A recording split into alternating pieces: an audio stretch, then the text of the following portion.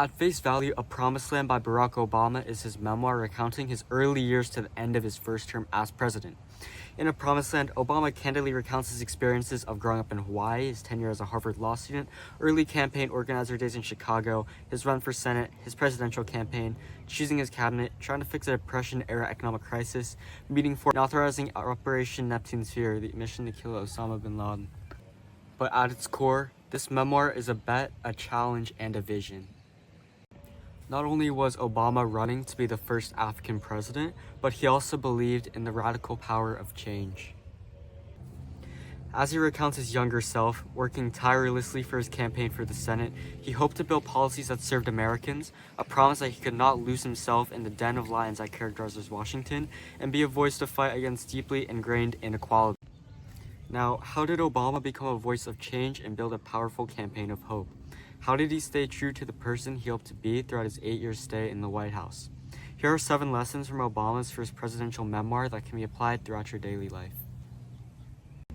Now, the first skill that Obama perfected that was not a secret to the others around him or the ones watching was his empathy. It's truly what made him a great leader. His struggles early on, his conflicting sort of belief on what racial identity was, his life in between Hawaii and Indonesia, being raised by a single mother, and his early start as a local community organizer led him to truly connect with the others around him and find a passion for serving his community.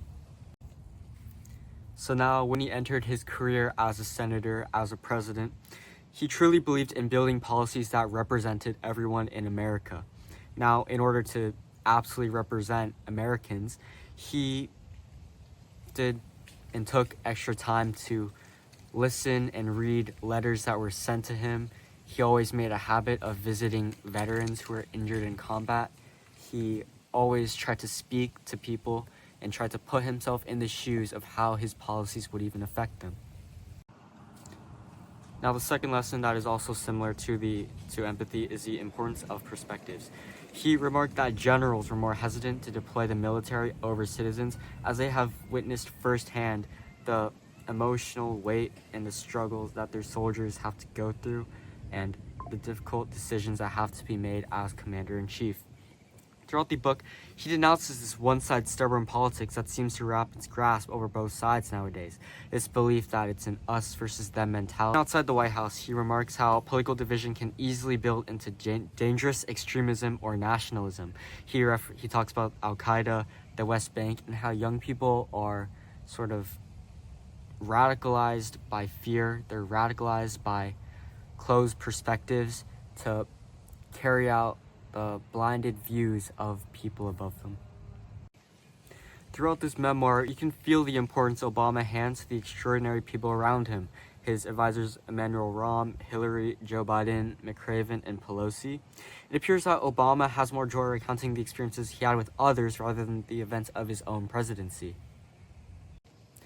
He even starts off the book by explaining how he's long-winded and how if he had a ghostwriter, this book would not have been about 700 pages, and the fact that he really wanted to take the time to thank the others around him and the insights they provided him during his time as Commander-in-Chief. And this gratitude was also a key part of how he was self-aware and honest with himself. Whenever he had to make a big decision or felt this sort of emotional passion for a cause, he would always remember and thank the people from his early life that made him sort of align himself with this side. Now, what's interesting about Obama's thought process and how he reflected on the big decisions he had to make was his sort of multi-layered introspection. Not only does he listen to his feelings and the small action/big decisions he makes, but he also digs deeply into why he is making these decisions. He reflects back to the time where he learned a specific lesson, he was taught something, or experienced a sort of event that made him believe in this action. One key childhood experience that Obama keeps referencing back to is the time when he was caught bullying another kid on the playground when he was a young boy. Now, what he learned from this lesson after he was disciplined by his family was the need to always stand up for sort of the weaker side, to always be on the side for the underdog. And this is a key theme that continues throughout his policies and his passion to represent all of America and everyone equally. In terms of how he's honest with himself, Obama is not afraid to criticize himself in Washington.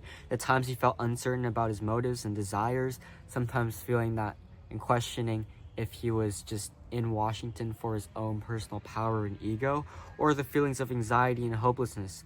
He remarked that the job of an author is to put someone else in your shoes. And he does a great job of doing this throughout the memoir by being honest with himself and recounting the times that he's felt uncertain, the times he believed he made bad decisions, the times he sort of folded to pressure from the outside.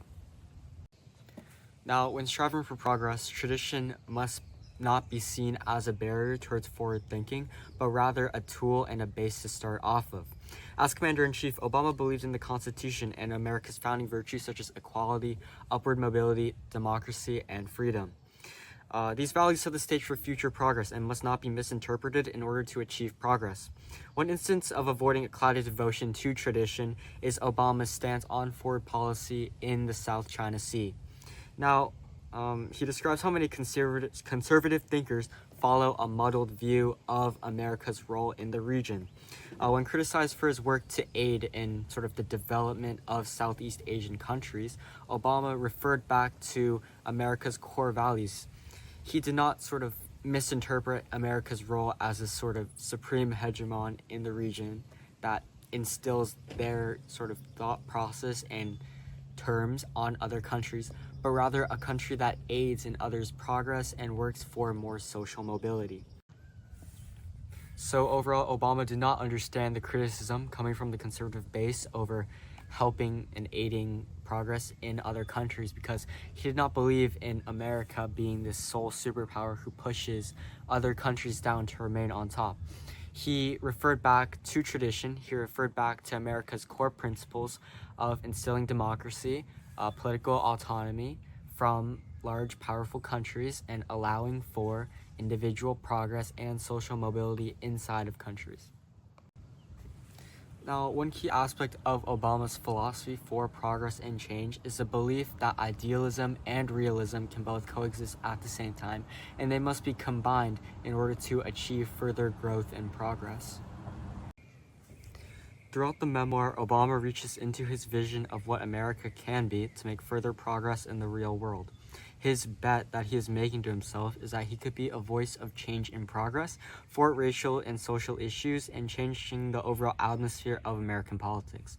Now, he as one man cannot drastically change the course of American history and culture as much as he would have liked to, but he combines his idealism and realism by being grateful for the small steps and not expecting major changes and/or overhauls of systems overnight.